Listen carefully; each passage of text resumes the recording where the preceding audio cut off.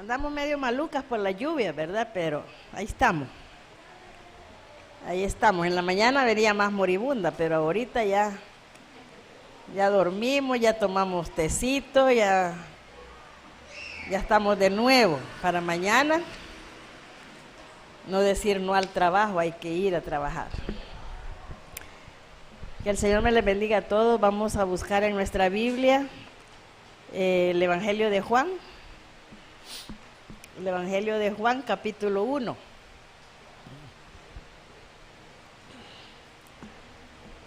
Con ustedes me va a tocar la continuación de la doctrina cristología, porque lo di en la mañana el domingo antepasado, la primera parte, y no terminé. Pero les voy a hacer un resumen de la primera para que entiendan la segunda parte, que es lo que tocó hoy por la tarde. Evangelio de Juan, capítulo 1, vamos a leer del 1 al 5. El que lo tiene se pone en pie.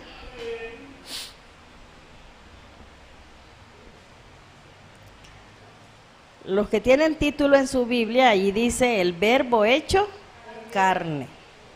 El verbo hecho carne. Dice la palabra del Señor: en el principio era el verbo, y el verbo era con Dios, y el verbo era Dios. Este era en el principio con Dios. Todas las cosas por Él fueron hechas, y sin Él nada de lo que ha sido hecho fue hecho. En Él estaba la vida, y la vida era la luz de los hombres.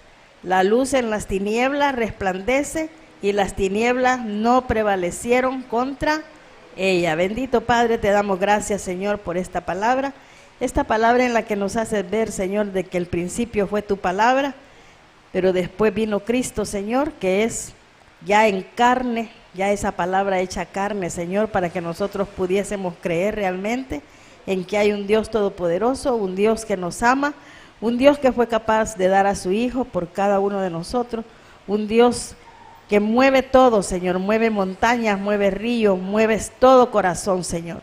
Aquí estamos esta tarde, Padre, para poder aprender de ti, para poder conocer qué es la cristología en nuestra vida y cómo debemos de vivir. En Cristo Jesús te lo agradecemos y te lo suplicamos todo, Padre. Amén y amén.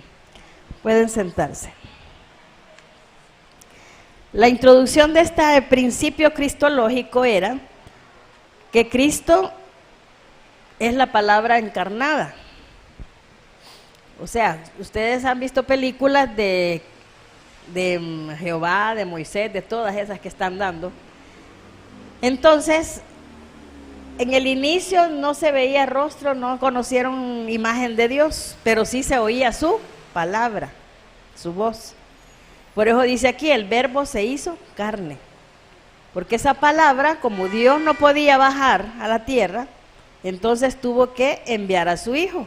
Ya Él era un ser humano como nosotros, de hueso y carne, ¿verdad? Él vino a representar y vino también a dar muestra de que había un Dios detrás de Él, un Dios creador, un Dios que todo lo puede.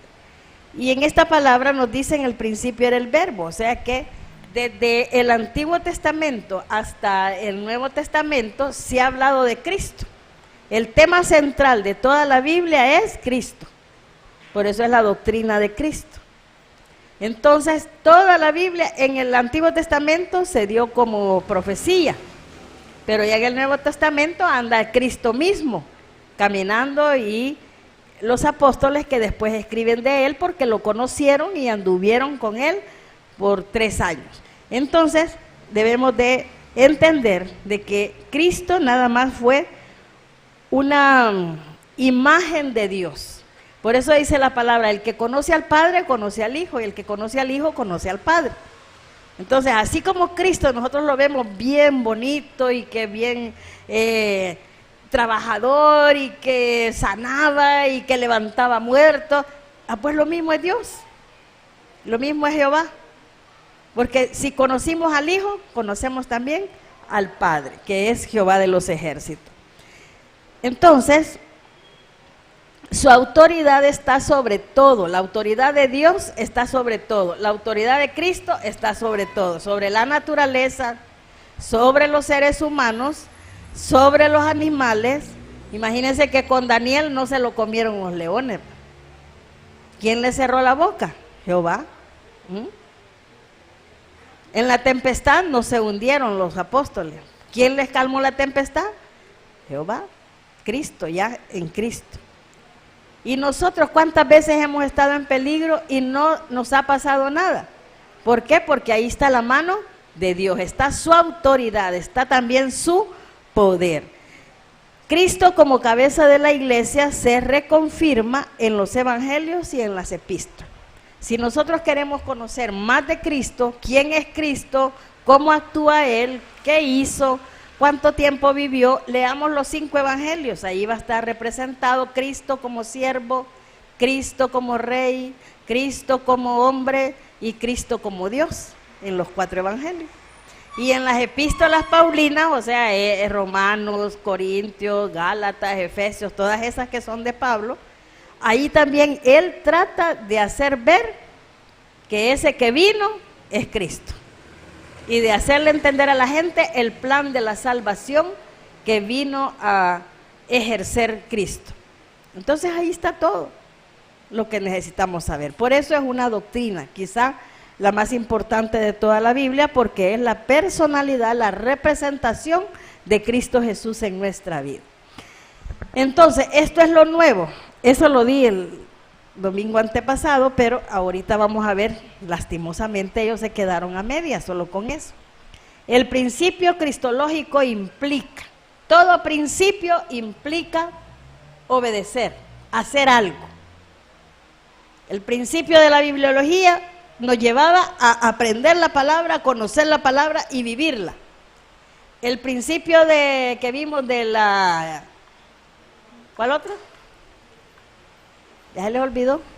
Del Espíritu Santo nos llevaba a reconocer que tenemos a alguien, parte de Dios adentro, y que tenemos que obedecerle, que tenemos que seguirle, pedir su dirección. Ahora, cristología. ¿Qué nos lleva a la doctrina de cristología? Todo principio nos lleva a hacer algo. No es solo porque está allí y la Biblia dice y la Biblia dice. No, la Biblia nos manda a hacer eso. En todo principio hay un deber del cristiano. Entonces, el primer es discipulado. Nosotros aquí estamos siendo discipulados ¿por quién? No por mí, no por el pastor, no por nadie que venga. Estamos siendo discipulados por Dios mismo, por Cristo, a través de su palabra. ¿Y qué es un discípulo? Un discípulo es aquel que aprende. ¿Estamos aprendiendo? Amén. Siempre que venimos aprendemos algo. Entonces, eso que aprendemos tenemos que realizarlo, hacerlo, practicarlo. Entonces, ese principio de Cristo nos lleva al discipulado. ¿Y qué implica el discipulado? Implica una experiencia personal para seguirle. Yo estoy siendo enseñada por Cristo, me está educando, me está enseñando muchas cosas, entonces yo tengo que tener una experiencia con Él. ¿Para qué? Para que Él vea que yo estoy obedeciendo lo que me está diciendo. Si Él dice que debemos de estar unidos como cuerpo de Cristo, entonces yo tengo que estar unida con los demás hermanos como cuerpo de Cristo. Y así todo lo que vamos aprendiendo de la palabra, tenemos que experimentarlo, tener la experiencia de hacerlo.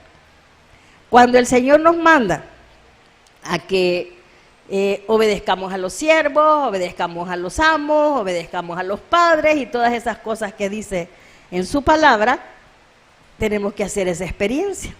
Yo antes, cuando comencé en mi trabajo, yo no me sometía a nadie, era una insurrecta. Yo no me sometía a nada, ni a padres, en el sentido no era rebelde, sino que yo solo decía, voy para tal parte, nunca pedía permiso. En el trabajo solo decía, miren, tal día no voy a venir porque tengo que hacer esto y esto. Nunca pedía permiso. Y así. O me decían, mire, tienen que hacer esto, no, yo no puedo. Y no lo hacía. Pero por eso le iba mal a uno y uno decía, ay, esta gente, esta vieja ni lo quiere a uno. Que mi directora, yo estaba jovencita y ella era más viejita. Entonces decía, esta vieja no lo quiere a uno. pero yo no era cristiana, entonces estaba como un animal, un animalito ahí descarriado que no se somete a nada, no se sometía a nada. Pero la palabra me enseñó que tengo que someterme. Y ahí viene la victoria. Cuando uno hace lo que Cristo le enseña, cuando uno obedece la palabra de Dios, ahí es donde le empieza a ir bien, a caminar correctamente. Yo no sabía que tenía que, para mí todos eran malos y que solo lo quieren tener a uno trabajando y el hombre solo lo quiere tener a uno en la casa ahí encerrado y un montón de cosas que a uno se le vienen de la vida del mundo, de lo que uno está acostumbrado a ver en el mundo. Pero a medida vamos entrando en la doctrina, se nos va quitando lo celosas a las que son casadas, se nos va quitando lo malcriadas a las que teníamos malas palabras ahí almacenadas, se nos va quitando la envidia, el egoísmo, en fin, todas esas cosas que hemos aprendido aquí en la palabra de que no hay que hacerlas, de que eso no le agrada a Dios. Entonces debemos nosotros de tener esa experiencia personal de seguir a Cristo, de imitarlo y de compartirlo. Cuando yo estudié para maestra, nos tenían 3 años. Pero a los 2 años, el segundo año nos mandaban a las escuelas a practicar. Éramos las practicantes, nos llamaban. ¿Qué íbamos a practicar? Lo que habíamos aprendido en el salón de clase. Ahí nos habían enseñado cómo enseñar a leer a los niños, cómo enseñarles las vocales, las palabras, a leer y todo eso. Cómo enseñar los vertebrados, todo eso lo vimos en la normal. Pero si yo me lo tragaba y me lo guardaba para mí, no producía efecto. Entonces ya en el segundo año nos mandaban a las escuelas. Yo estuve en la Romero Albergue, estuve en una que está ahí por la Nicolás Tabrán, no sé cómo se llama por ahí, por el Boulevard Venezuela. Anduvimos en bastantes escuelas, hacíamos un mes de práctica. ¿Qué practicábamos? Todo lo que estábamos aprendiendo allá. Y si no lo hacíamos bien, nos corregía la maestra que era que supervisaba las prácticas. Entonces todo lo que aprendemos tenemos que ejercitarlo, experimentar. Cuando estaba en teología, me acuerdo que el pastor general nos reunió una vez y nos dice, miren, yo estoy hasta aquí de ver tanto estudiante de teología que se gradúan y ahí están en la iglesia. Ahí están sentados oyendo culto. Yo ya no, ¿cómo hacemos para sacarlos? No trabajan, no miran qué hacer, no ponen iglesia, nada, sino que salen graduados y a aplastarse. Ahí vienen, decía. Yo no sé, díganme ustedes, estábamos en reunión de mesa pastoral. Los pastores me odiaron en esos días.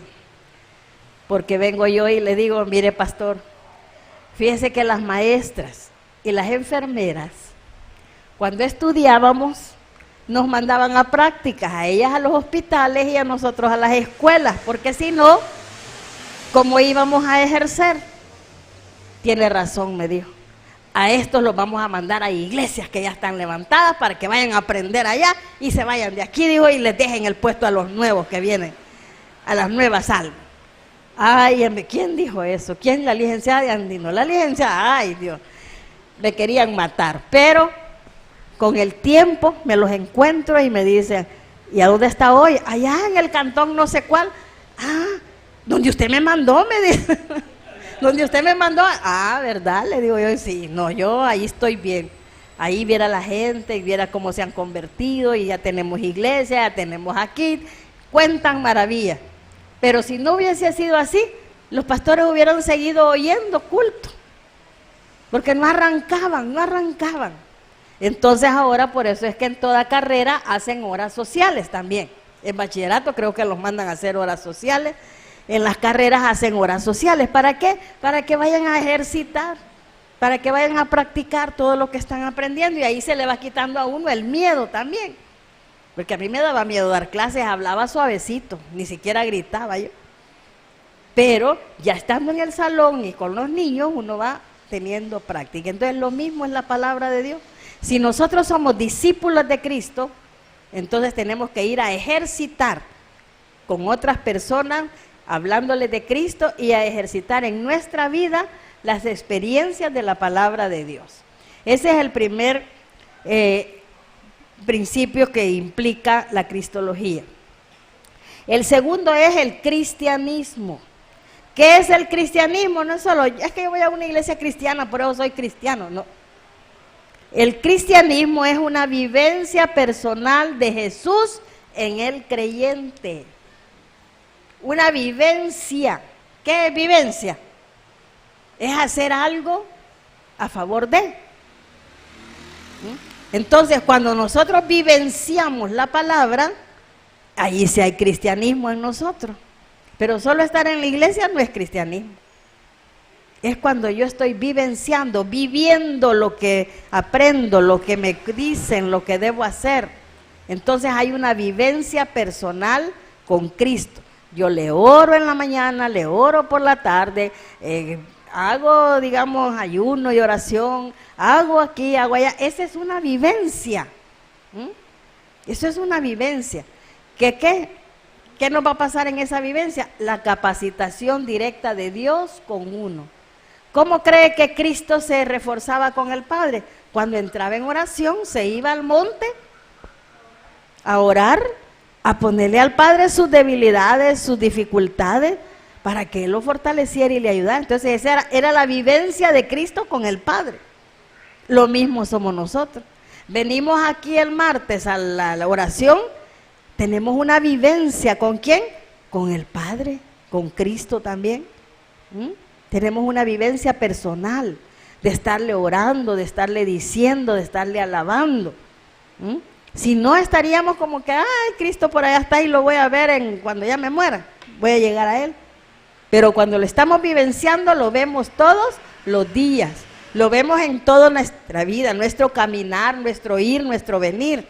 Ahí está Cristo, ahí está Él.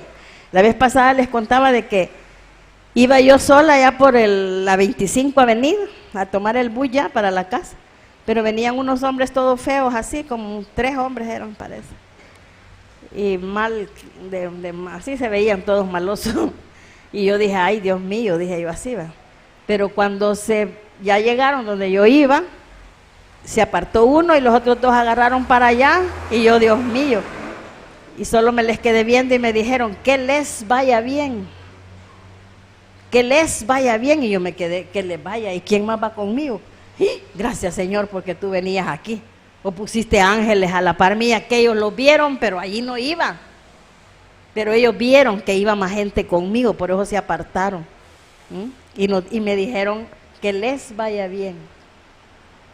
Seguí caminando. Esas son experiencias, son vivencias, que me sirven ¿para qué? Para andar más tranquila, más segura de que Dios va conmigo, de que Él está ahí, amén. Entonces eso es cristianismo.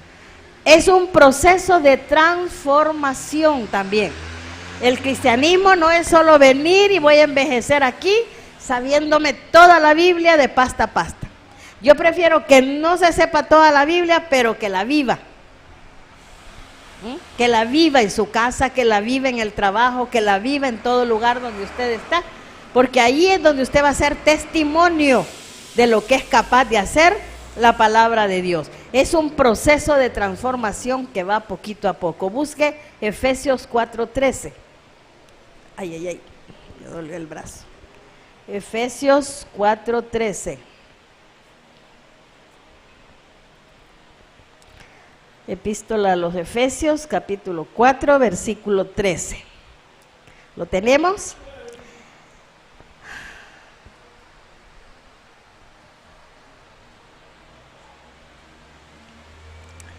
Bueno, dice la palabra del Señor, hasta que todos lleguemos a la unidad de la fe y del conocimiento del Hijo de Dios, a un varón perfecto, a la medida de la estatura de la plenitud de Cristo.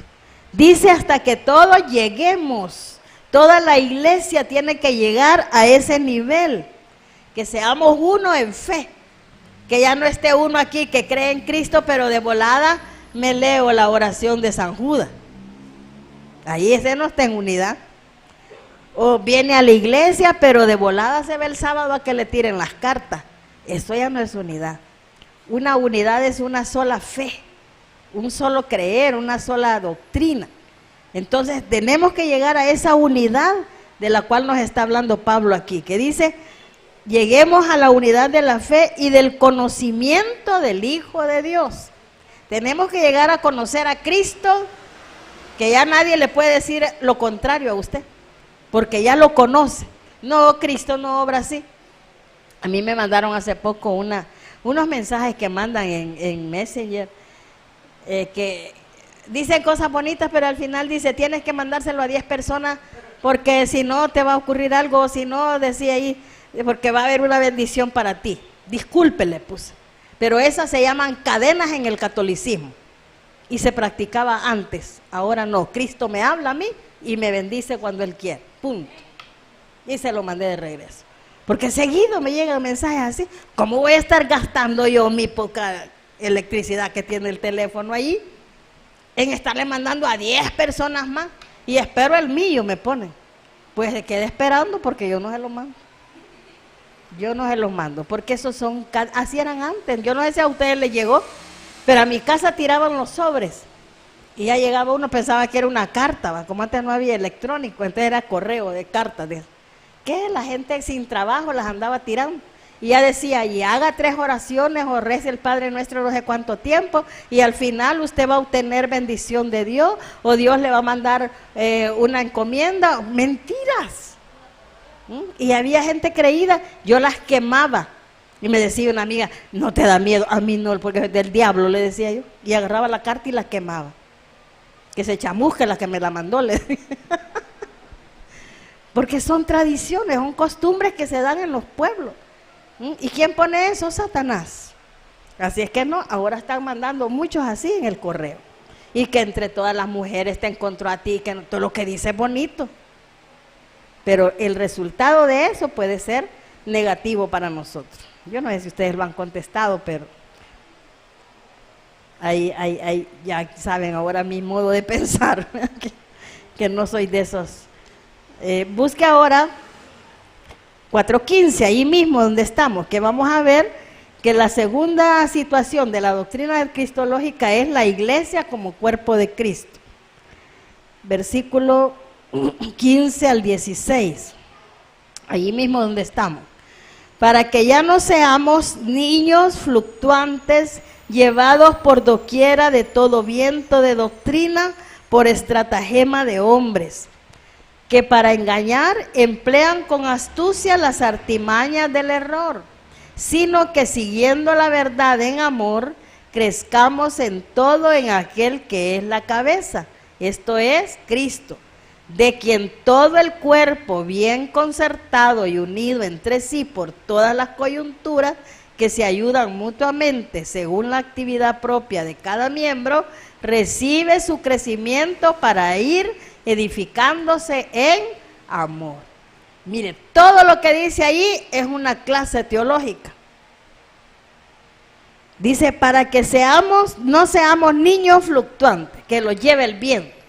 Ay, mira el pastor lo que dijo, pues ya no vengamos, niños fluctuantes. Ay, mira la hermanita no me saludó, me vio mal. Ay, ya no, vámonos mejor a la otra iglesia. Niños fluctuantes, que cualquier viento los hace para allá y para acá, cualquier situacioncita. Ay, que me vieron mal, que se pusieron a reír de mí. Por mí que se sigan riendo, les va a salir menos arrugas. Pero tenemos que ser firmes en la palabra. Y el aprendizaje que tenemos a través de esta palabra, a través del conocimiento de Cristo, eso nos va dando madurez y nos va dando también fortaleza de que no importa lo que venga, usted va a estar allí siguiendo al Señor, porque es su deber y porque usted le ama y porque usted le agradece, porque ha tenido sus experiencias propias con Él. Nadie le da experiencias como las que Cristo le ha dado. ¿Qué más dice ahí en el 15? Dice, por estratagema de hombres que para engañar emplean con astucia las artimañas del error. La tecnología tiene muchas artimañas del error. Uno tiene que aprender a discernir. Hay que pedirle al Señor discernimiento de la palabra, del conocimiento, de espíritus. Pedirle discernimiento. ¿Por qué? Porque el diablo se las ingenia. Así como el Señor ocupa la tecnología para propagar su palabra, así el diablo también la distorsiona y pone otras cosas, como ese ejemplo que les puse. sino dice que siguiendo la verdad en amor, crezcamos en todo aquel que es la cabeza, Cristo. Vamos a crecer, como dice la palabra allá en el Salmo 51, 61, no me acuerdo, que dice que Cristo crecía en estatura y en conocimiento. Pues así vamos a ir nosotros. Entre más viejitos vamos a tener más conocimiento de la palabra de Dios, porque ya llevamos años y años y años escuchando, haciendo, ejerciendo, entonces vamos a tener más sabiduría. ¿En base a quién? A Cristo Jesús, que es la cabeza de la iglesia. Entonces debemos de seguir ese crecimiento, de quien todo el cuerpo, todos nosotros somos el cuerpo de Cristo, amén, amén. Y dice que bien concertado y unido entre sí por todas las coyunturas que se ayudan mutuamente. O sea que yo debo estar bien unido con estos bichos, aunque me caigan mal, ¿verdad? Debo que estar, mentira, debo que estar bien unido con todo, por cipote, por viejito, por anciano, por lo que sea. Tenemos que estar todo el cuerpo de Cristo bien unido de las coyunturas. Que si este se quiere ir, yo lo jalo. No, este otro me quiere escapar, yo lo ato ahí, que no. ¿Verdad? Tenemos que estar unidos. Eso dice, ¿en quién? En Cristo Jesús. ¿Por qué? Porque nosotros somos el cuerpo y la cabeza es Cristo. Y que además dice, se ayudan mutuamente según la actividad propia de cada miembro. Aquí hay distintos aprendizajes, dones, conocimientos, habilidades, lo que usted quiera. Yo joven podía dibujar, pero ya hoy se me ha ido el don del dibujo. Por más que yo quiero hacer recta la línea, me sale panda. Le quiero hacer la nariz de un modo al muñeco, entonces yo no hago carteles ahora porque termino rompiéndolos. Hay habilidades que se nos van distorsionando ya o desapareciendo. Entonces, pero hay gente que tiene una habilidad, otros tienen otra, entonces de acuerdo a eso dice que nos ayudamos mutuamente. Aquí hay buenas cocineras, hay buenas lavanderas, hay buenas echadoras de tortilla, hay buenas de todo. Para dormir también somos buenas. Entonces en algo vamos a ayudar. ¿A quién? A la iglesia. En algo estamos. Alguien tiene conocimientos de enfermería, alguien tiene conocimientos de contabilidad, qué sé yo, en un momento los podemos necesitar como iglesia. Y ahí va a estar la mano que nos va a resolver el problema. Entonces, la cabeza de la iglesia es Cristo, pero nuestra fe tiene que ser dinámica. Nuestra fe tiene que ser dinámica, no una fe. Imagínense que cuando le dijo Pablo a Timoteo, tienes, parafraseado porque no me acuerdo de los versículos ahorita, pero dice que tenía la fe de su abuela Loida. La abuela le dio la fe, lo hizo formar fe en él. Pero Timoteo hizo un montón de cosas. Entonces esa fue una fe dinámica, una fe activa. No una fe de aquel que sí, yo creo, pero no hace nada, ni siquiera ora, ni siquiera hace un favor. Esa es una fe pasiva, una fe que no da frutos. Tenemos que tener una fe dinámica, una fe que nos pide una colaboración de algo, hay que hacerlo.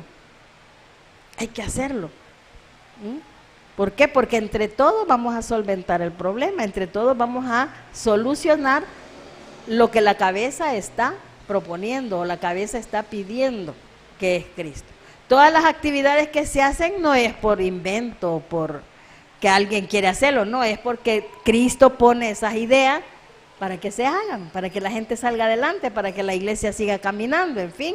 Pero tenemos que colaborar todos, estar unidos en eso. Y quien gobierna todo ese cuerpo es Jesús. No hay otro gobernante aquí.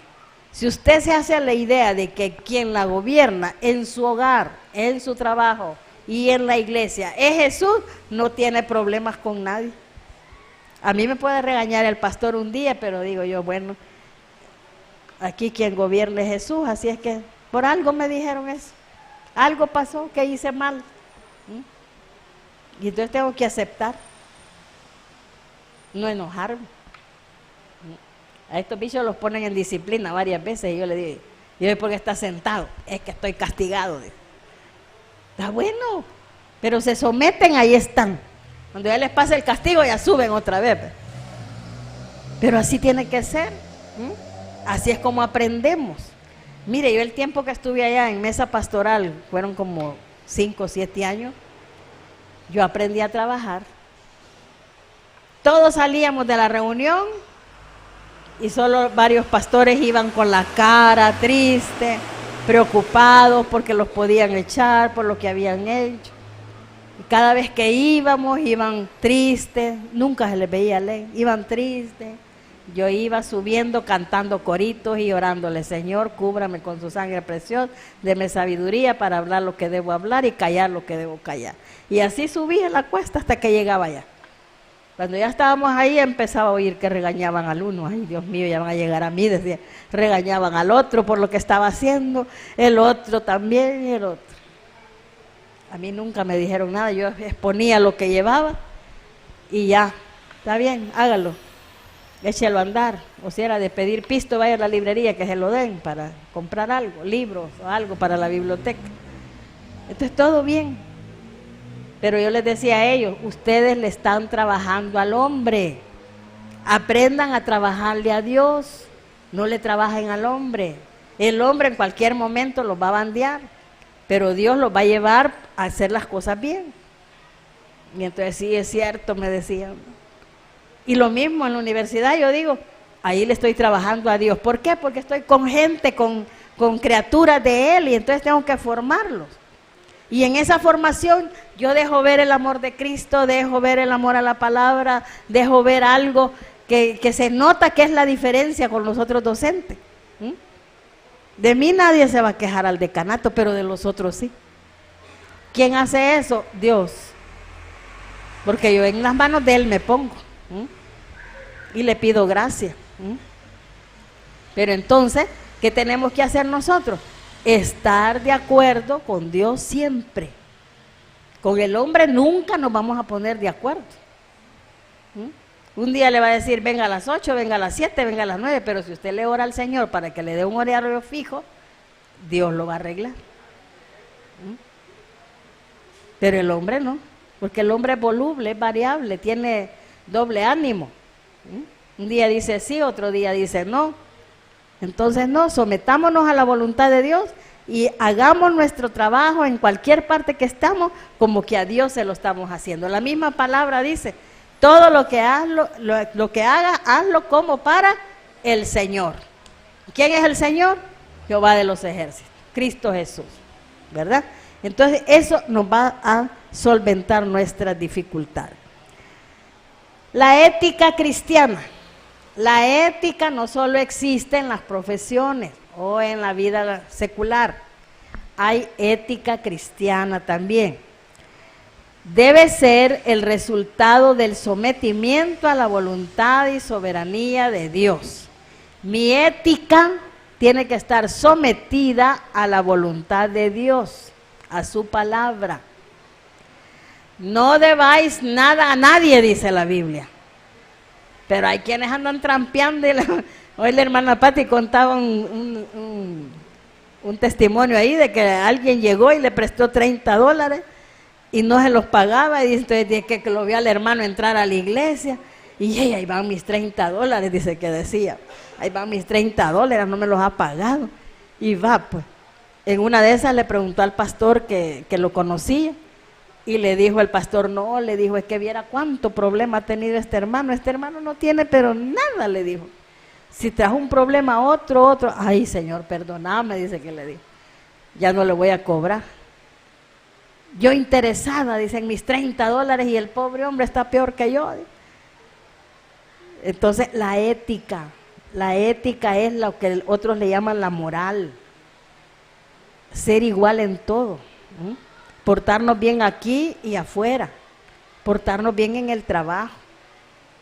Ser amables con todo mundo, no solo con ciertas personas y otras no. Ser atento todo el tiempo. No que un día me peleé yo con alguien y resulto bravo al que llegó a tocar la puerta. Tampoco. Eso no es ético. Entonces la ética es someterme a la voluntad y soberanía de Dios. Él es el dueño de todo. Me deben, pues que me deban.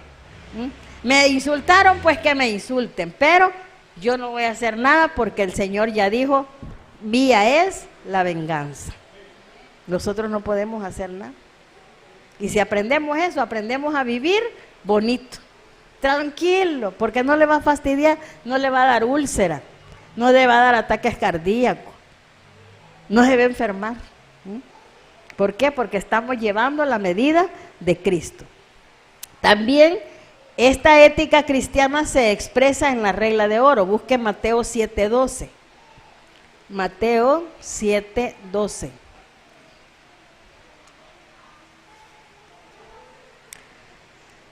Mateo 7, versículo 12. Dice: así que todas las cosas que queráis que los hombres hagan con vosotros, así también haced vosotros con ellos, porque esto es la ley y los profetas. Todo lo que queramos que hagan con nosotros, también nosotros así tenemos que ser con la demás gente. Yo quiero que me traten bien, pues yo tengo que tratar bien, pero hay quienes tratan mal a la gente y quieren que los traten bien. Hay quienes, digamos, barren la acera y le echan la basura al vecino y cuando le ponen arma pleito, no quiere que le tiren basura. No tenemos, lo que yo no quiero para mí, tampoco lo debo de hacer para los demás, ¿verdad? Y eso aplica no solo con la gente vecino, aplica con la familia. Mire, yo tuve 3 niñas, 3 muchachas, ya están grandes, ya son profesionales, pero yo a las 3 las trataba igual. Las 3 comíamos lo mismo, las 3 aprendieron, estuvieron en escuela, las 3 las mandaba a dejar en carro, las 3 nos dormíamos a la misma hora, veíamos los mismos programas, todo. Aprendieron a caminar juntas, a pesar de que una era de una mamá, la otra era de otra familia y la otra era de otra familia. Pero yo aprendí a quererlas a las 3. Y cuando ya íbamos a cenar les decía, vaya, ya vamos a comer. Solo la chiquita una vez me dice, ¿y qué hay? Disculpe, pero aquí no es hotel, le dije. Aquí se pasa a comer y comemos. Aquí no se pregunta qué hay. No me volví a preguntar nunca más. Lo que llevábamos y lo poníamos en la refri, sabían ellas que si agarraba uno ya no podía agarrar. Porque era de la otra y el mío. Ya no había más. Entonces se respetaban entre ellas mismas, aprendieron a quererse. Lastimosamente se fueron, se separaron, ya una se casó. Las otras 2 no sé la chiquita si se casó o qué, pero les enseñé eso. ¿En quién? En la palabra. La chiquita la llevé como 2 veces ahí a la clínica de la doctora que está en la colonia esta, Miraflores. Apenas la veía yo mal, con gripe, con tos y todo, calenturas, ya la agarraba con ella y la llevaba. Y como ella venía de una mamá pobre y que había regalado todos los hijos y los andaba regalando, cuando yo me quedé con ella andaba regalando a un chiquito, a un tiernito. Ella todo lo regalaba. Entonces, y la llevaba allí. Y ya cuando veníamos de regreso, que ya traíamos la medicina y todo, me decía, licenciada, usted siempre tiene para todo, ¿verdad? Es Dios, le decía. Dios provee. Y cuando uno es fiel a Dios, Dios va a proveer siempre. Y él así iba aprendiendo. Ay, licenciada, usted que siempre tiene pisto. Pues sí, hay que ahorrar, le decía, no hay que hacer botarata. Y así, hasta vestirse, pues. Yo la vestía como, a la chiquita como niña, porque la agarré de 8 años y nunca había ido a la escuela. Nunca la habían puesto y conmigo llegó hasta 6º, pero lastimosamente se la llevó la mamá a ver qué hizo de ella.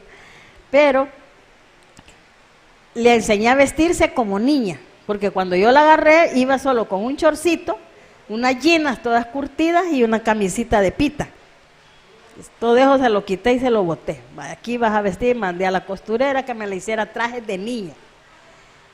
Y ropa interior de niña normal. Viene la mamá un día y le llega a visitar y le lleva bikinis.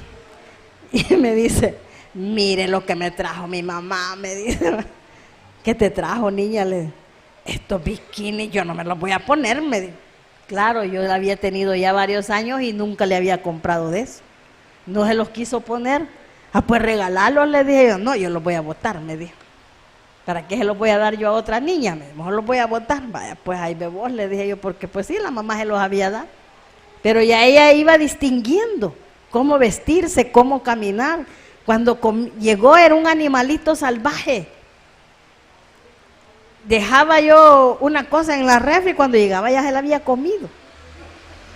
¿Sí? Si quería comer, yo le decía, cuando quieran cenar, antes de que yo venga, hagan algo ahí. Hacía 3 huevos, no hacía 1. Todo eso le fui enseñando y le fui quitando. Ella creía que todo iba a desaparecer porque así andaba. Cuando le llevaba tamales me decía, estos son los tamales, sí, es que mi mamá tamales de hoja nos hacía, o sea, hojas de chipilín y las envolvía en hoja y eso les daba, eran tamales de hoja. Y así. Entonces ella cuando lograba tener algo de comida, se lo volaba porque se lo puede comer otro y me van a dejar sin nada. Pero fue aprendiendo poco a poquito, fue aprendiendo. Y la ida a la iglesia, yo siempre oro por ellas y le digo, Señor, que no se aparten de sus caminos, que siempre estén allí, no importa dónde estén, pero que siempre tengan el temor de Dios, porque eso es lo principal, ¿verdad? Que ellos sigan y enseñarles bien. Mateo 7:12, ¿qué decía?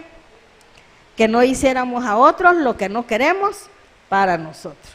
A mí no me gusta que me insulten, pues no voy a insultar. No me gusta que digan malas palabras o chistes obscenos o de doble sentido delante de mí, pues yo tampoco debo de participar. Pero hay gente que no le gusta y se mete, ¿verdad? Entonces no tiene que ser así. Se logra con una relación de amor con Jesús. La ética, la moral, todo lo que nosotros debemos de considerar para nuestras relaciones personales, se logra con el amor de Cristo. Si usted ama a Cristo, puede amar a cualquier persona, por muy fea que sea, por muy pobre que sea, por muy rico que sea, cualquier característica que tenga, usted lo puede amar. Ya les he puesto de ejemplo a ese compañero de teología que a todo mundo le caía mal, si no era solo yo la única, a todo mundo.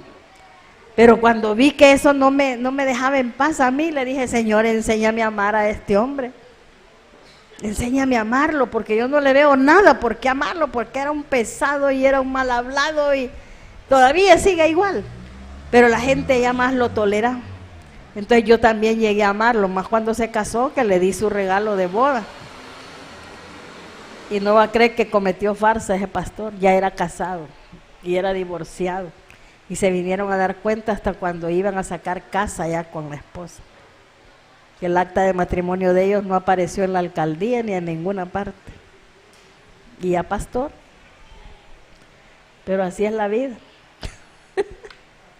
Así es la vida en algunos casos. Así es que, pero mire, le caía mal por todos lados. Ahí sí que había que orar porque Dios le pusiera amor por él.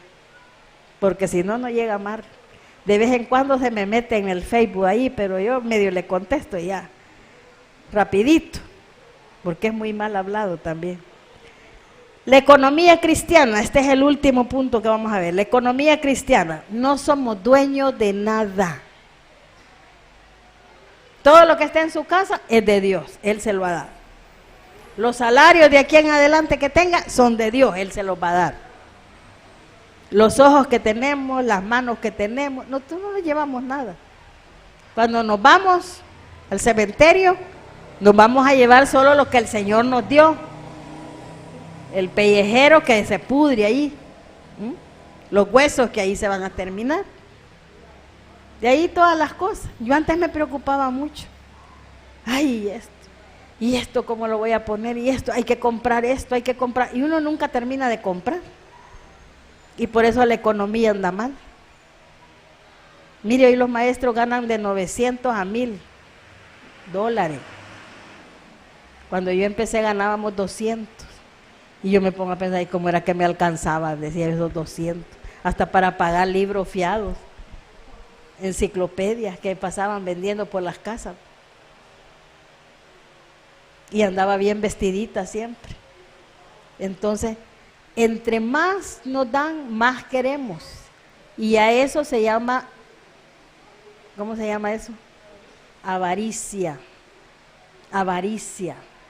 Si usted entra a un trabajo ganando 500, usted confía en Jehová de que Él le va a aumentar ese salario cuando sea necesario.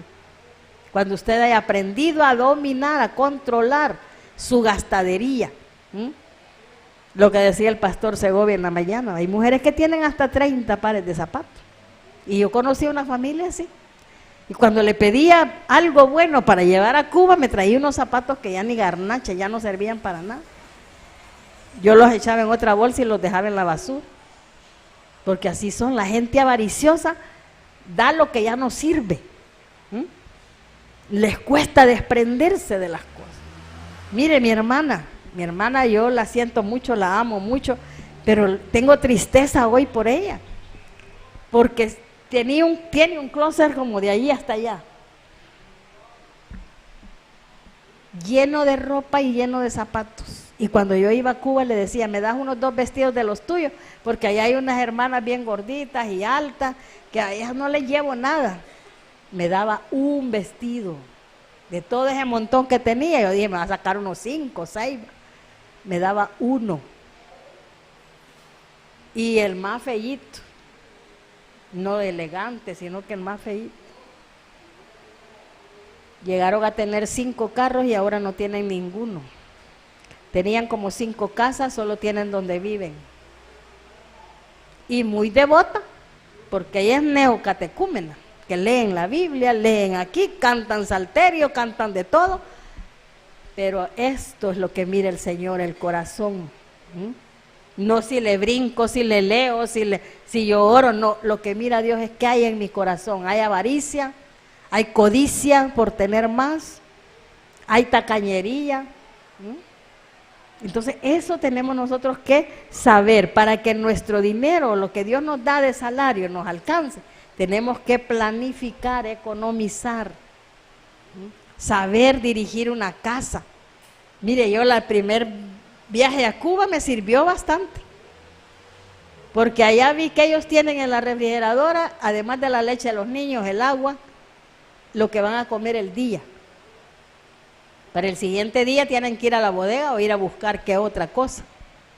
Y yo aquí tenía fruta, hojas de todas, y el sábado las estaba botando porque no me las había hartado y se habían podrido. Y había que botarlas. Los frijoles no los hervía, aunque estaban en la refri, pero siempre es porque las cocía con todo y hueso de cuche. Ahora no, ahora los cuezo aparte y después hago la sopa con el hueso, para que no queden mantecosos los frijoles. Entonces, todo eso margarina, compraba una caja y me llegaba hasta Navidad. Un paquete de 4 barritas. Mira, hasta se enduraba, creo yo. Ni sabor tenía. Ahora yo no. Compro la barrita por aquello de que le puede echar un poquito a los macarrones, pero allá al tiempo. Y así se me nacían las cosas. Ahora no. Ahora yo compro lo que me voy a comer en la semana. Y cuando ya veo que no hay nada, entonces vamos a comprar. Pero tenemos que ser ahorrativos, no de tacaños, sino de saber qué realmente ocupo y qué no ocupo. Coca-Cola agarraba la caja, 4 para cada cipota. Era veneno. Ahora allí usted solo va a ver fresquito de Marañón, fresquito de Arrayán. Ahorita tengo de Marañón, de melón, fresquito de lo que haya. Pero hay gente perezosa, que lo más práctico es andar 3 litros de Coca-Cola. Y después los bichos están con úlceras ahí. Porque no aprenden a comer económicamente. En Cristo hay economía. Fíjese que cuando llegaron a cobrarle el recibo a Pedro, fue verdad, el recibo, el impuesto ahí, El Señor les dijo, ve a pescar y allá hay un pez, ahí vas a hallar una moneda. No se registró la bolsa, ni le dijo, bueno, y ustedes pues de los que trabajan no tienen nada, ¿no? El Señor en un pescado había metido la moneda, había ahorrado. Si usted quiere tener un carro, tiene primero que ahorrar, porque el carro le va a chupar gasolina, repuestos, mecánicos tramposos que le roban a uno. Entonces, primero hay que ahorrar y después comprar carro. De lo contrario, va a pasar acabado toda la vida. Entonces, la economía en Dios, busque Primera de Pedro 4:10, y con eso terminamos ya. Primera de Pedro 4:10.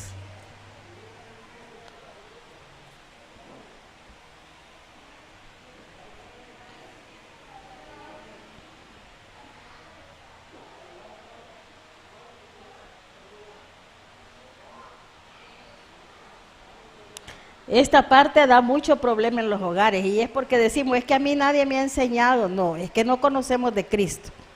Cristo da sabiduría, da entendimiento para manejar la finanza, para ser buenos administradores. Aquí dice el versículo, capítulo 4 de Primera de Pedro, versículo 10. Cada uno según el don que ha recibido, ministrelo a los otros como buenos administradores de la multiforme gracia de Dios. Dice, como buenos administradores de la multiforme gracia de Dios. La gracia de Dios está con nosotros. Amén. Entonces, esa gracia de Él es tan grande que nos ayuda a ser buenos administradores en la casa, en el trabajo, en cualquier lugar que nosotros tengamos. Vamos a ser buenos administradores si nos guiamos por el Espíritu Santo, por Cristo, por su palabra, por todo lo que estamos aprendiendo aquí. Entonces, eso es ser cristiano y eso es la cristología. Hacer todas esas cosas como debe ser.